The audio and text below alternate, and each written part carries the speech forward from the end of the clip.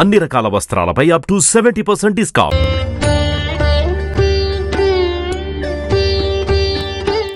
ఆహారం తినే పదార్థం శక్తిని ఇస్తుంది. ఆహారాన్ని ఇష్టంగా తీసుకోవాలి, అప్పుడు ఆ శక్తి రెట్టింపు అవుతుంది. ఆహార నిద్ర భయ మైథునాని సామాన్యమేతత్ పశుభిన్నరాణం అన్నారు జగద్గురువులు ఆదిశంకరులు. మేక శాకాహారి, ఆకుకూరలు తింటుంది. కాబట్టి మేకను తినేవారెవరైనా కూడా శాకాహారులే. మేక శాకాహారి కదా, కాబట్టి ఆ మేకను నేను ఒకవేళ తిన్నట్లయితే, మరింకెవరైనా తిన్నట్లయితే వాళ్ళు ఏం తిన్నారు? శాకాహారి అయిన మేకను తిన్నారు, కాబట్టి వాళ్ళు శాకాహారులే. ఇటువంటి వాదన ఈనాటి కాలంలో బాగా వ్యాపించింది. కాల నియమాన్ని అనుసరించి ఎప్పుడు ఏ ఆహారం తీసుకోవాలో, ఎప్పుడు ఏ ఆహారం తీసుకోకూడదో ఋతుకాల ధర్మాన్ని అనుసరించి మనవారు చెప్పారు. మృగశిర కార్తె ప్రవేశం, మాంసాహార ప్రియులు తప్పనిసరిగా ఆ రోజున చేపలను ఆహారంగా స్వీకరించాలి. శాకాహారం మాత్రమే స్వీకరించేటటువంటి వారు ఆ రోజున బెల్లం, ఇంగువ ఈ మిశ్రమాన్ని తినాలి. ఇది ఆహార నియమం. ఆహారాన్ని మనం గమనించినప్పుడు ఆ ఆహారంలో ఉండేటటువంటి చిక్కదనం, బరువు మనలో బద్ధకాన్ని, మందకొడితనాన్ని పెంచేవి అవుతున్నాయి. పదార్థం సులభంగా జీర్ణం కావాలి. పచనం అయినటువంటి పదార్థం ఆరోగ్యదాయకం అని తెలిసిన ప్రాచీనులు పాలు సులభమైన ఆహారం అన్నారు. ఈ క్రమంలో ఏ పదార్థం తీసుకోవాలి? వృత్తిని, వ్యాపారాన్ని, వ్యవహారాన్ని అనుసరించి తీసుకునే ఆహారం ఉంటుంది.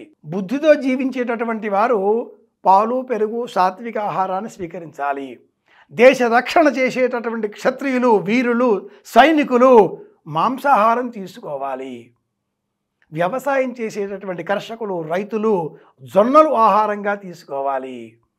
అలాగే ఏ ప్రాంతంలో ఉండేటటువంటి వారు ఆ ప్రాంతంలో లభించే ఆహారం తినాలి. బియ్యం తింటే షుగర్ పెరుగుతుందండి, మిల్లెట్స్ తినాలండి చాలామందే చెబుతున్నారు. స్వేచ్ఛ పెరిగిపోయింది కదా. తెలుగునాట అన్నపూర్ణ అయిన ఉభయ రాష్ట్రాలలో మన ఆహారం బియ్యంతో చేసింది, వరి బియ్యంతో చేసింది. అన్నం తినాల్సిందే. అన్నం తింటే షుగర్ వస్తుంది, ఎక్కువ తింటే ఏం తిన్నా వస్తుంది. చాతుర్మాస్య కాలం కదా, ఆషాఢ మాసం నుంచి కనీసం శ్రావణం, భాద్రపదం, ఆశ్వీజం ఈ 4 నెలలలో అనేకులు తెలిసి తెలియక ధర్మాన్ని పాటిస్తున్నారండి. మహదానందకరమైన విషయం.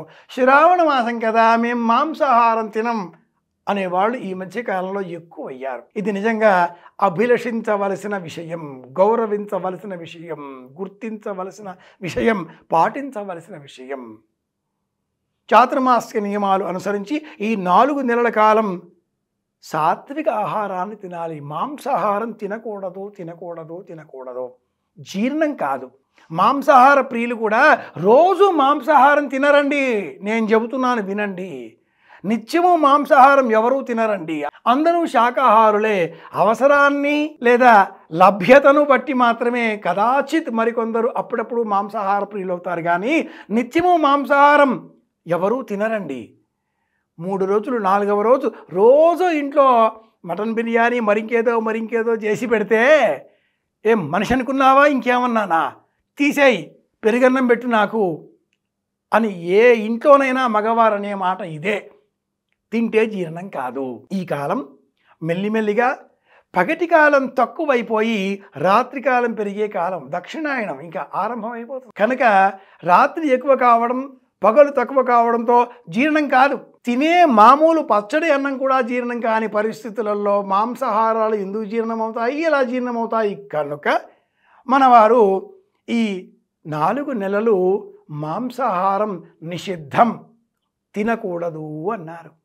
ఇది విషయం. చాతుర్మాస్య వ్రతం చేసినా చేయకపోయినా చాతుర్మాస్య కాలంలో మాంసాహారం స్వీకరించకూడదు. తెలుసుకున్నాం, పాటిద్దాం, మళ్ళీ కలుసుకుందాం. నేను మీ కాకునూరి సూర్యనారాయణమూర్తి. శ్రీరామ జయం. శుభమస్తు.